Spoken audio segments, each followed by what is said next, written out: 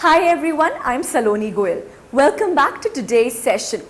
Right now, it is the monsoon season in India, and I think that there is no other better time than this to discuss our next poem. The next poem that we'll be discussing today is The Voice of the Rain by American poet Walt Whitman. The Voice of the Rain. It is a poem that discusses a conversation that happens between the rain and the poet. Let's start with the poem. And who art thou, said I, to the soft falling shower. The poet, he suddenly hears a sound, and then he goes to that sound and says, who is it? I don't know. To his uttermost surprise, the rain answers that it was she who is sounding, that it is she that is falling from the heaven above. Which, strange to tell, gave me an answer as here translated.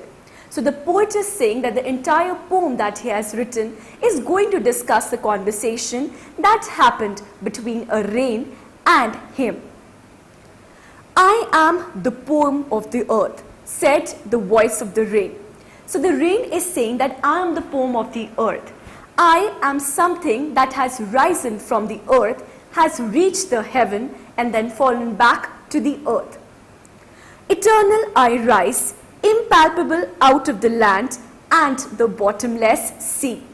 Next, the rain is actually talking about its origin. We all know that the process of water cycle is a continuous process.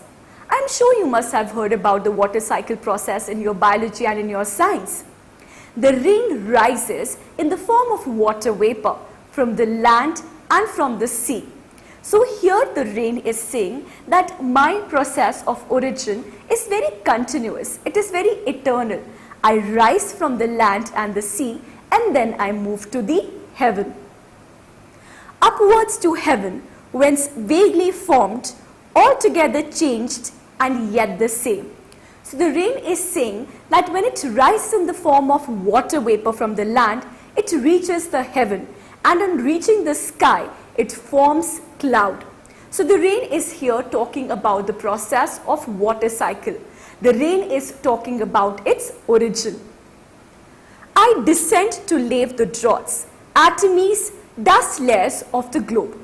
Next, the rain is saying that eventually when the cloud is full of water vapor, it bursts and then the rain droplets fall on the earth and gives a relief to the places that are dry, to the places that do not have water.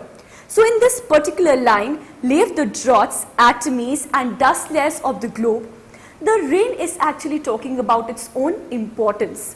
In the first few lines, the rain was talking about its origin, how it formed. It formed owing to the process of water cycle. Next, the rain is talking about its own importance. What is its use? Why is rain beneficial to all the human beings? Rain is beneficial. Why? It quenches the thirst of human beings. It brings water to the areas that are drought, that are very dry, that do not have any sort of water. And so the rain has its own importance. Next, and all that in them without me were seeds only, latent, unborn. Next, the rain is saying that first, I am important to those areas that are dry. Second, can a plant grow without water? No. We all know that plants require water in the process of photosynthesis. So the rain is here telling us that, when I fall on a seed, it grows into a plant. So even a seed requires water for the process of photosynthesis and for it to grow into a new plant. And forever by day and night, I give back life to my own origin. So I told you that the rain rises in the form of water from the sea, and the rain again comes back and becomes a water of the sea. So the rain is telling that I come back to my own origin. I started off from the sea and from the land, and eventually I fall back into the land and sea. So the rain has completed its entire water circle in one go. It is a very continuous, it is a very eternal process that the rain droplets are going through. And forever by day and night I give back life to my origin and make pure and beautify it. We all have seen that during the month of monsoon, there is so much greenery all around us. There is so much beauty all around us. Why is that? Because new plants are growing. And how come the new plants are growing? It is all because of the rain. So the rain here is telling us that whenever I fall on the surface of the earth, I beautify it. I make it more beautiful. I make it more charming. Then, for song issuing from its birthplace, after fulfillment wandering, wrecked or unwrecked, duly with love returns. So here, the poet is saying that just like I write a song and my song goes to the audience and eventually I receive my song back with a lot of love, in the same way, the rain that rises from the earth, it eventually falls back on the earth. The last two lines are actually drawing a parallel between a song that is written by the poet and the rain. Again, just as the poet is writing a song, it goes to its audience and then the song comes back to its writer with a lot of love. In the same way, the rain that rises from the earth, it eventually comes back to the earth with a lot of love. So a parallel is drawn between the rain and the song. Let's discuss the poetic devices that have been used in the poem. The first and the foremost poetic device that is used in the poem is personification. Last time I told you that personification is a poetic device in which certain human characteristics are given to a non-human object or a thing. The title, The Voice of the Rain. Usually the word voice is associated with human beings. But here the poet is actually giving the rain a voice. When rain is giving a human quality, it counts for an example of personification. The next poetic device that has been used is imagery. For example, soft falling shower.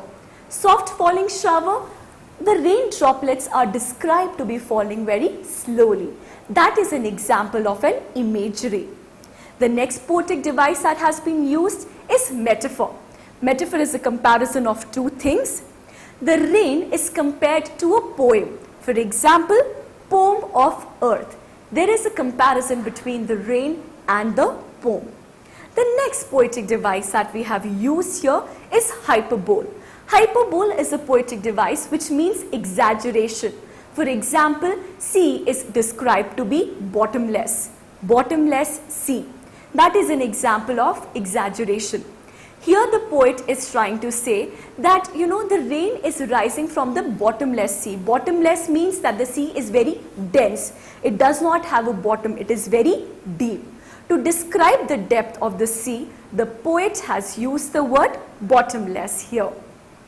So here we can see in this poem, entire poem, that there is a comparison between the rain and the poem.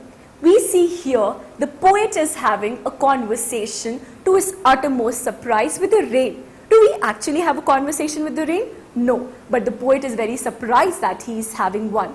And this poem discusses two main things. First, the importance of rain. Why is rain important to us? It brings a relief to the drought areas.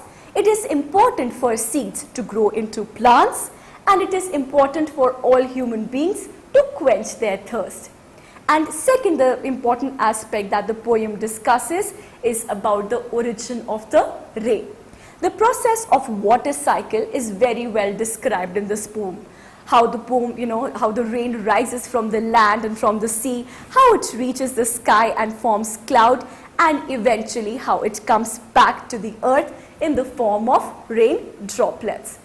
Since there is a monsoon season in India right now, I guess we can all experience rain right now. And so this is the best time to experience the voice and the sound of the rain. So please go through this poem of Walt Whitman very properly. We will be discussing this chapter again. Thank you. This is it for today.